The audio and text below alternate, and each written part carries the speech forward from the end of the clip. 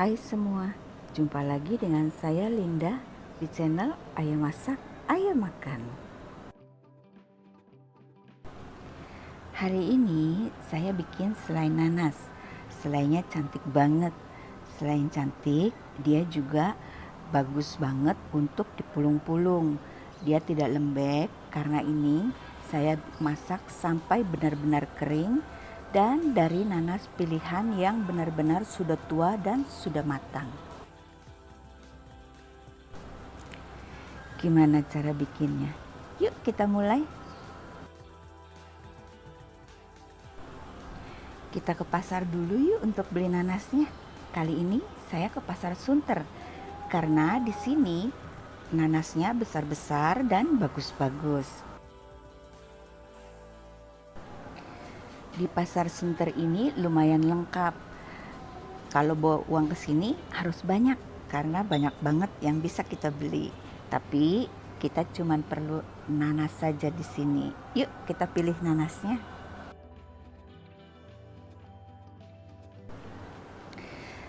Nah, ini dia nanasnya. Ini nanas Palembang, cocok untuk kita bikin selai nanas.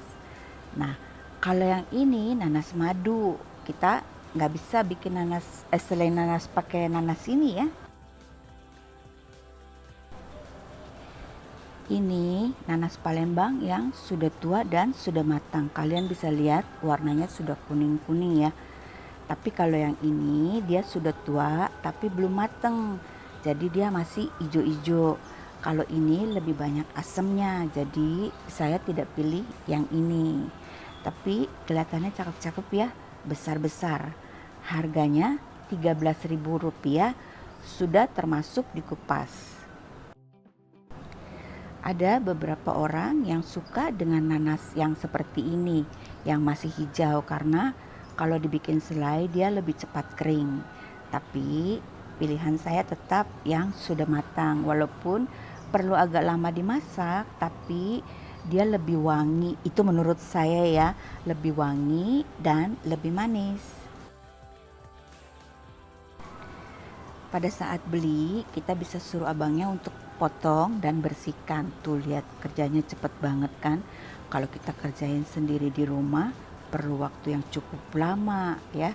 Ini abangnya udah ahli banget, jadi dia sudah bisa potong secara cepat dan bersih. Kita tidak perlu menunggu terlalu lama.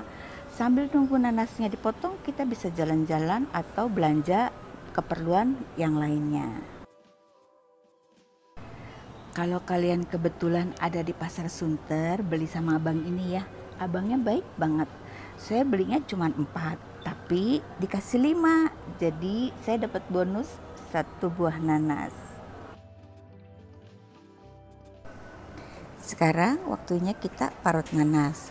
Kalian bisa parut di tukang kelapa, tetapi saya tidak sarankan karena kalau kalian parut di tukang kelapa, nanti hasilnya terlalu halus gitu. Kalau kalian parut seperti ini tradisional, dia nanti masih ada serat-seratnya. Caranya seperti ini supaya nggak terlalu capek karena nanas ini kan besar. Jadi kita pegangnya seperti ini, parutnya seperti ini. Kalian perhatikan baik-baik ya.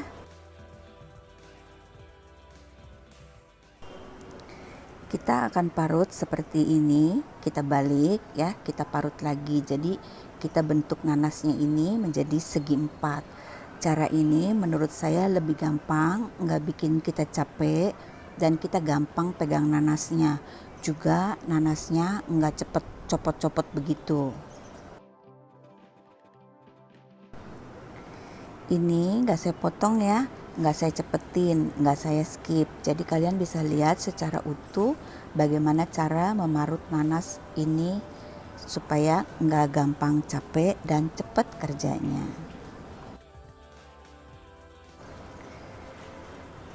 Nanas ini akan kita pakai semuanya ya, bonggol-bonggolnya juga. Jadi kita parut secara pelan-pelan supaya hasil nanasnya jadi bagus dan rata. Kalau ada yang putus-putus, copot-copot, ini bisa kita parut seperti ini. Jadi tangan kita nggak keparut ya. Dan ini karena nanasnya sudah tua, jadi walaupun saya nggak pakai sarung tangan, dia nggak gatel. Tapi kalau kalian beli nanas yang masih muda, yang masih putih, itu kalian marutnya harus pakai sarung tangan. Karena kalau nggak pakai sarung tangan nanti dia gatel banget. Jadi nanas muda dan putih itu yang belum matang, dia bikin tangan kita gatel. Sekarang kita parut bonggolnya. Nah, bonggolnya kita parutnya seperti ini teman-teman. Kita bolak-balik, jadi ini cepet dan nggak bikin tangan kita keparut ya. Kalian hati-hati karena ini apalagi bagian yang sudah tinggal sedikit itu gampang banget bikin tangan kita keparut. Jadi kalian kerjanya pelan-pelan aja, nggak capek kok, sebentar selesai.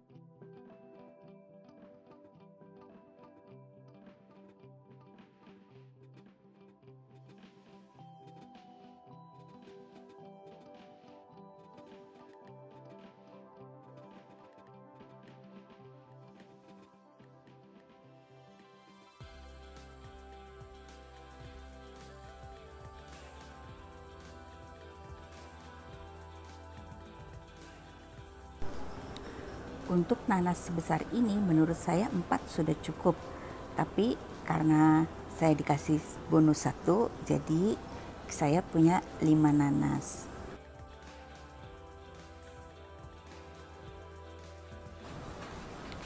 Ini udah selesai marutnya, kita bersihin nanas yang menempel di papan ini dengan cara seperti ini ya teman-teman. Sayang ini kalau ditinggalin, dan lagi juga bikin kotor tempat cuci piring kita. Jadi kita bersihinnya dengan cara seperti ini.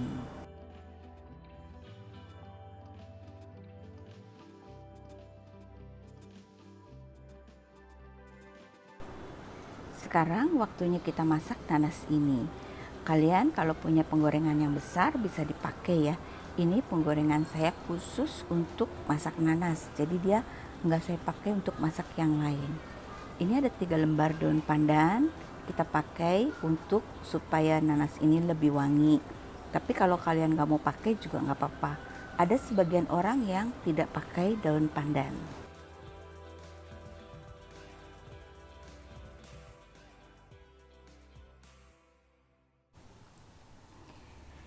Ini akan kita masak di api besar ya. Dan kalau seandainya masih ada biji-biji mata nanasnya itu, kalian bisa angkat dengan tusuk gigi seperti ini ya, di mangkok kasih air supaya kita nggak repot dan nggak berantakan.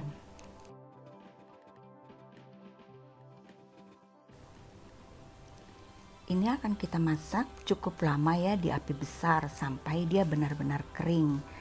Setelah kering baru kita akan kasih gula pasir dan sedikit garam.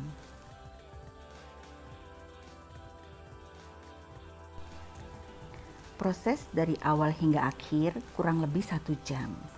Nah, untuk mengeringkan nanas ini dari dia pertama sampai dia kering untuk masukin gulanya itu kira-kira 40 menit.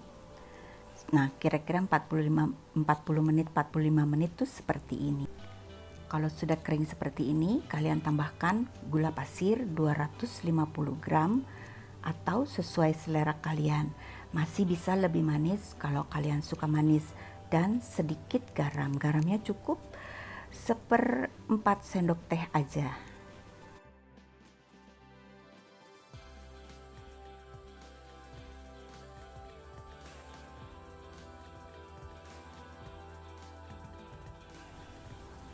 Kalau sudah seperti ini, kita masaknya dengan api sedang ya, supaya dia nggak hangus. Dan ini harus kita bolak-balik terus, tidak bisa ditinggal.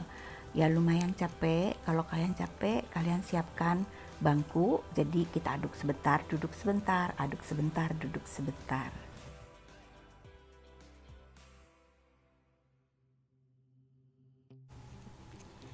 Ini terus kita aduk-aduk ya sampai dia benar-benar kering. Kalian lihat ini sepertinya udah kering ya, tapi sebenarnya belum, ini masih basah.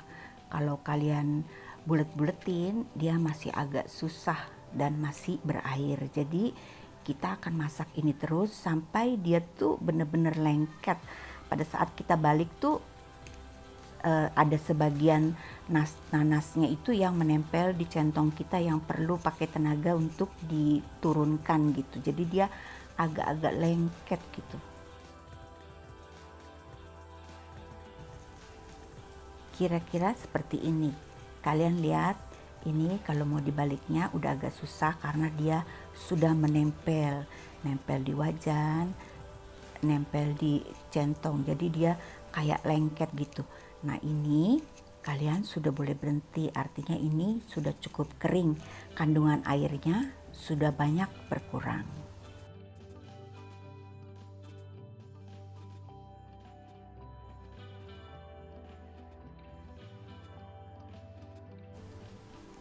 Seperti ini sudah cukup ya.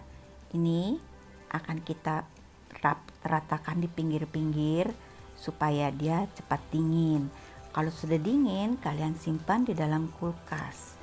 Jadi nanti pada saat kalian mau gulung-gulung itu lebih gampang. Dan ini tahan di dalam kulkas 2 hingga 3 bulan. Jadi kalau kalian sebelum mau pakai, kalian bisa bikin dulu dari awal. Biasanya 1 bulan sebelum hari besar, saya sudah siapkan selai nanas banyak di kulkas. Jadi pada saat saya butuh, gampang, nggak perlu capek-capek bikin selai lagi. Ini nanas yang sudah saya dinginkan di kulkas 1 hari. Nah hasilnya seperti ini, kalian lihat, ini dia kenyal banget seperti dodol. Dan warnanya ternyata cantik banget ya. Biasa saya tuh bikin paling sedikit 20 nanas, dan kalau 20 nanas itu memang kadang-kadang kita agak sedikit bisa gosong bawahnya karena terlalu banyak dan kita terlalu berat ngaduknya ya. Ini karena hanya 5 nanas, dia warnanya cantik banget dan tidak gosong sama sekali. Mungkin untuk next saya akan bikin seperti ini. Ini juga nggak capek dan waktunya sebentar. Kakak saya dari dulu udah saranin saya untuk paling banyak 7 nanas, tapi saya nakal karena saya maunya cepet, jadi saya selalu nanasnya banyak. Padahal tidak harus. 5 hingga 7 nanas menghasilkan nanas yang cantik, kenyal, enak, dan tahan lama.